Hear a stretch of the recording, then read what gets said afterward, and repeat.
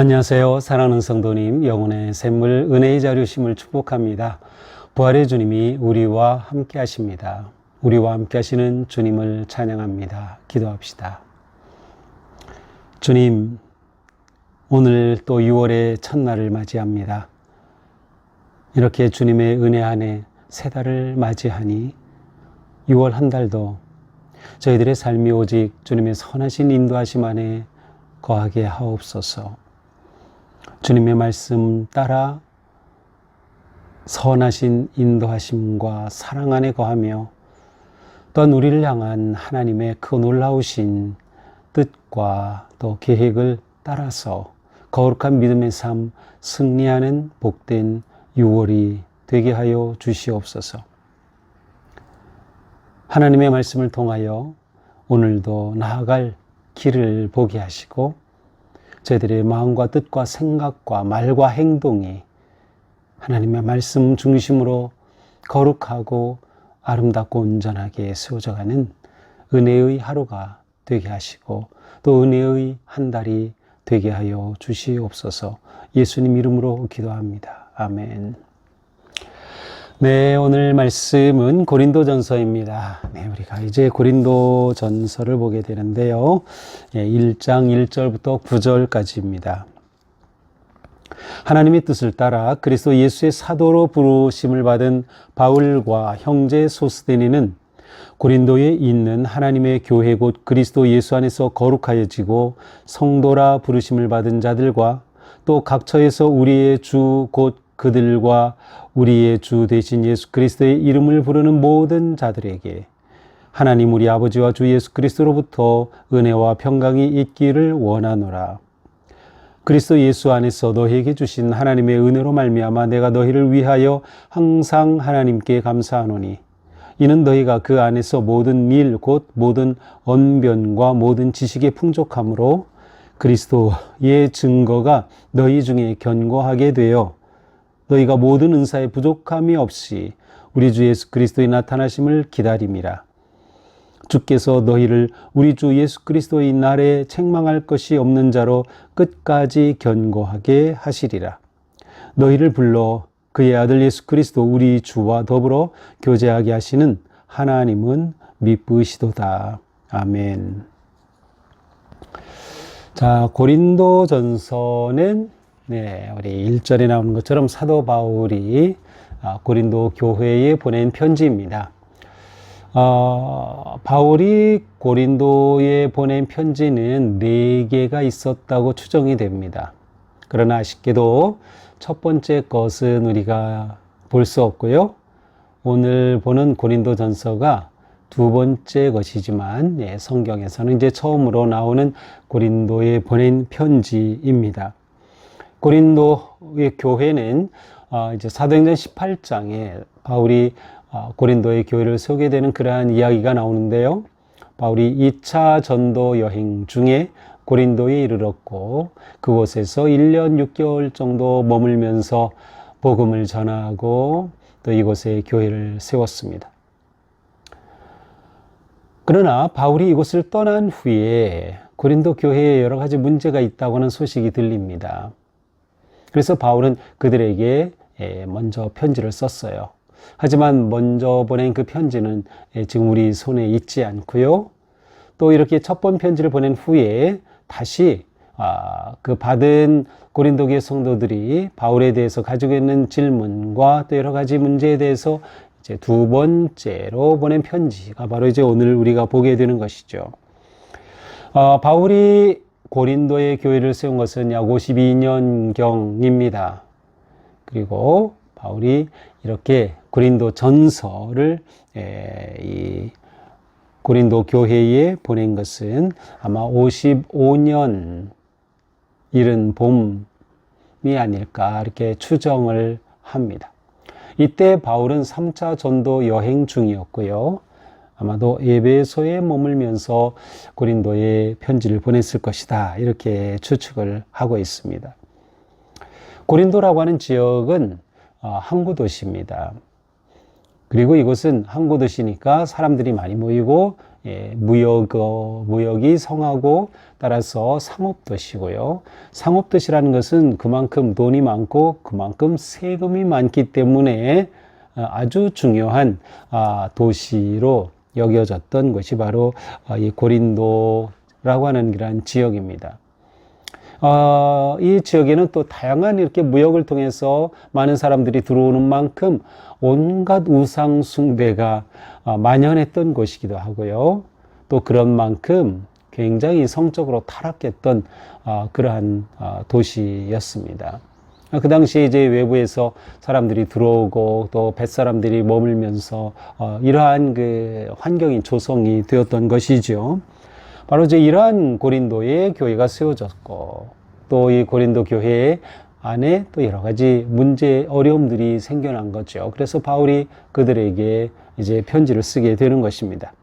자, 1절입니다. 하나님의 뜻을 따라 그리스도 예수의 사도로 부르심을 받은 바울과 형제 소스테네는, 자, 여기서 바울은 자신을 뭐라고 소개합니까? 하나님의 뜻을 따라 그리스도 예수의 사도로 부르심을 받은 바울이라고 합니다. 자, 바울에 대해 의문을 제기하는 그러한 사람들의 그 내용 가운데는 바울은 진짜 사도가 아니다라는 거예요. 왜냐하면 바울은 실제로 예수님을 육신으로 본 적이 없어요. 바울은 단지 부활하신 그리스도께서 나타나신 그러한 다메섹 도상에서 나타나심을 통해 바울은 처음 예수 그리스도를 만나게 되었고, 따라서 바울에게는 예수님의 12 제자와 같은 그러한 사도적 권위가 없다라는 것이에요. 그러나 바울은 계속해서 내가 사도된 것, 이것은 그렇게 예수님의 12 제자처럼 그렇게 예수님과 함께 지냈기 때문이가 아니라 하나님께서 그리고 부활하신 그리스도께서 만나시고 세우신 그러한 사도다. 그래서 하늘이 세운 사도다라고 하는 그러한 바울의 주장, 하면 그러한 설명이 여기에 담겨 있는 겁니다. 하나님의 뜻을 따라 내가 사도가 된 것이지 내가 스스로 자칭 사도가 된 것이 아니라고 하는 것이죠. 따라서 여기서 바울은 그의 사도직의 근거와 권위를 분명하게 제시하는 겁니다. 자, 이렇게 나는 하나님이 세운 사도이기 때문에 너희들에게 이렇게 편지를 보내고 너희들을 권면할 수 있고 너희들을 책망할 수도 있다라고 하는 것이죠. 근데 여기서 바울과 함께 소스데네라고 하는 사람의 이름이 등장합니다. 이 소스데네는 아마도 회당장이었다고 생각이 되고요. 그런데 이 회당장이었던 소스데네가 바울의 전도를 받고 회심하여 이제는 바울의 동역자가 된 거예요. 어쩌면 바울이 구슬하는 것을 소스데네가 기록한 것이 고린도전서일 가능성도 있습니다. 자, 발신인이 표현이 됐죠. 바울과 형제 소스데네는, 수신인은 누구입니까? 고린도에 있는 하나님의 교회, 고린도 교회가 수신인이에요. 그러나 단지 고린도 교회로만 제한되진 않아요. 곧 그리스도 예수 안에서 거룩하여지고 성도라 부르심을 받은 자들과 또 각처에서 우리의 주 곧 그들과 우리의 주 되신 예수 그리스도 이름을 부르는 모든 자들에게. 자, 교회는 무엇입니까? 건물이 아니죠. 교회는 여기 분명히 표현하고 있어요. 곧 그리스도 예수 안에서 거룩하여지고 성도라 부르심을 받은 자들, 부르심을 받은 자, 성도로 부르심을 받은 자들의 그 모임이 곧 교회입니다. 그래서 바울은 이 고린도 교회 성도들에게 그들이 누구인가, 너희가 교회라고 할 때 이 교회의 개념이 무엇인가라고 하는 것을 분명히 보여주는 것이죠. 그리스도 예수 안에서 거룩하여지고 부름받은 자들이 곧 교회를 이루는 것이죠. 또 각처에서 우리 주 곧 그들과 우리의 주 되신 예수 그리스도 이름을 부르는 모든 자, 그러나 우리만이 아니라 예수 그리스도의 이름을 부르는 자, 이것은 곧 예수 그리스도를 믿고 따르고 구원받은 자를 가리키는 표현이죠. 예수 그리스도를 믿는 모든 자들에게 내가 편지를 보내는 것이다 라고 하면서 그들을 축복하죠. 인사말이에요. 하나님 우리의 주 아버지와 예수 그리스도로부터 은혜와 평강이 있기를 원하노라. 은혜와 평강이 너에게 있기를 원한다 라고 하면서 이제 고린도전서의 인사말을 이렇게 대신하고 있습니다. 여기서 바울은 교회라고 하는 개념을 설명하면서 그것을 설명하는 게 초점은 아니지만 이제 바울의 이 표현을 통해서 교회는 바로 이렇게 부르심을 받은 사람들의 모임이구나. 그렇다면 고린도에 모이는 우리는 고린도 교회, 다른 지역에 있는 사람은 또 그들도 교회, 그러므로 모든 자들이 곧 교회를 이루고 있다라고 하는 것을 보여주죠. 여기서 아주 중요한 개념, 우리가 교회를 이루는 성도라고 할 때 우리는 우리 교회라고 하는 지역의 교회, 로컬 처치라고 해요. 로컬 지역과 함께 모든 믿는 자들은 뭐야? 온 세상에 글로벌한 그리스도인, 글로벌한 교회, 이것이 함께 있어야 되는 거예요. 그래서 우리 의식에는 교회 하면 우리 교회라고는 지역교회와 함께 온 세상, 주님이 다스리시고 주인이 되신 온 세상의 교회를 함께 생각하는, 그래서 일종의 글로컬 교회로 우리가 생각하는 게 아주 중요해요. 그래야 우리는 교회로서 하나의 연대를 이루고 그리스도의 몸을 이루는 것이죠. 그리고 교회가 또한 협력하게 되고요, 일치를 이루어 가게 되는 것이에요. 4절, 그리스도 예수 안에서 너희에게 주시는 하나님의 은혜로 말미암아 내가 너희를 위하여 항상 하나님께 감사하노니. 자, 바울은 여기에서 그들에게 감사한다, 너에게 베푸신 하나님의 은혜로 말미암아 내가 감사한다 라고 그의 감사의 마음을 표현합니다. 자, 바울은 모든 편지에서 감사를 표현하고 있어요. 바울은 감사하는 사도였어요. 사실 이 감사는 성도의 가장 기본적이면서도 가장 중요한 삶의 태도이며 성품이에요. 성도는 감사하는 사람이에요. 하나님의 은혜에 감사하고 서로의 존재에 대해 감사하는 거예요. 자, 바울은 고린도 교회에 하나님께서 베푸신 은혜에 대해 감사한다. 사실 고린도 교회는 성경의, 신약 성경에는 교회 중에 가장 힘든 교회였어요. 바울에게 굉장히 힘든 교회였어요. 그리고 교회 안에 내부 분열이 너무나도 많았고 갈등이 아주 강했던 교회거든요. 그러나 바울은 그들을 향해서 감사하다, 그들에게 베푸신 주님의 은혜가 감사하다라고 표현하는 것이죠. 이 얼마나 귀한 모습인지 모릅니다. 가장 힘든 교회이지만 감사하다고 말하고 있으니 말이죠. 이는 너희가 그 안에서 모든 일고 모든 언변과 모든 지식의 풍족함으로. 자, 여기 언변, 지식, 이것은 하나님께서, 주님께서 주신 은사를 가리킵니다. 자, 바울은 지금 첫 고린도전서 시작하면서부터 뭐를 말해요? 은사를 지금 말하고 있어요. 그러므로 4절에서 너희에게 주신 하나님의 은혜라고 하는 것을 은사로도 바꾸어도 무방합니다. 그만큼 지금 고린도 교회는 은사와 관련된 문제가 아주 심각했어요. 그래서 바울은 이렇게 첫머리부터 은사를 지금 언급하고 있는 거예요. 언변과 모든 지식의 풍족함으로 그리스도의 증거가 너희 중에 견고하게 되어 너희가 모든 은사에 부족함이 없이 우리 주 예수 그리스도의 나타나심을 기다립니다. 자, 고린도 교회의 아주 큰 장점은 뭐예요? 은사가 풍부한 거예요. 은사가 너무나도 넘쳐났어요. 이렇게 은사가 넘쳐나면 너무 더 좋겠죠. 그런데 고린도 교회는 은사의 풍족함이 오히려 교회의 문제가 되었어요. 갈등 요소가 된 것이죠. 오히려 분쟁의 원인이 된 거예요. 은사의 풍족함이 고린도 교회의 문제의 원인 중에 하나가 된 것이죠. 이 점은 아주 심각한 문제입니다. 그러니까 우리는 이 고린도전서를 보면서 은사에 대한 이해를 바르게 해야 하고, 또 우리에게 주신 은사가 어떻게 사용되어야 하는지를 또한 우리는 다시 생각하게 되는 것이죠.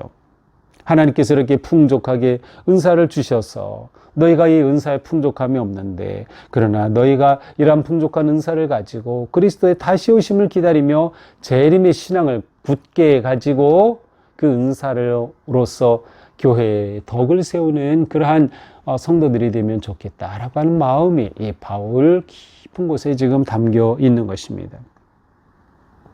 주께서 너희를 우리 주 예수 그리스도의 날에 책망할 것이 없는 자로 끝까지 견고하게 하시리라. 자, 하나님께서 너희를 책망할 것이 없는 자로 견고하게 하실 것이다. 사실 그들은 책망할 게 너무 많이 있었어요. 온갖 갈등과 분열이 있었어요. 그럼에도 바울은 그들을 보면서 너희 책망받을 거다 막 그런 표현이 아니라 오히려 그들을 긍정적으로 인정해 주는 것이에요. 그리스도의 날에 책망받을 것 없는 자로 끝까지 견고하게 하실 것이다. 이것이 바울이 고린도 교회에 바라는 진심이었어요. 그들이 책망받을 것 없이 하나님이 주신 은사를 풍족하게 누리며 교회를 아름답고 건강하게 세워 주님 다시 오실 때 그 주님 앞에 견고히 서는 그러한 교회의 그러한 성도들이 되기를 원하였던 것이죠.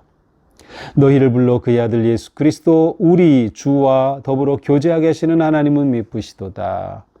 자, 하나님께서는 너희를 불러내셔서 그렇게 모임이 교회의 그 목적은 뭐야? 예수 그리스도와 교제하게 하신 하나님. 예수 그리스도와 교제하신다는 건 뭐예요? 예수 그리스도를 알고 예수 그리스도를 믿고 예수 그리스도를 따르며 예수 그리스도와 소통하며 예수 그리스도의 영으로 살아가는 것. 하나님이 놀라운 이 은혜를 주신 거죠. 바울은 바로 이 큰 은혜, 그 은혜를 감사하며 하나님이 얼마나 미쁘신가, 하나님은 얼마나 신실하신가를 말씀하고 있습니다. 신앙생활의 아주 중요한 핵심은 뭐예요? 그리스도와 더불어 교제하는 것이에요. 그리스도와 친밀하게 하나가 되고 그리스도와 소통하고 그리스도 안에서 그리스도를 위하여 그리스도와 함께 그리스도의 생명의 복음을 누리고 나누고 전하고 예배하는 그 삶, 그것이 곧 신앙생활이죠.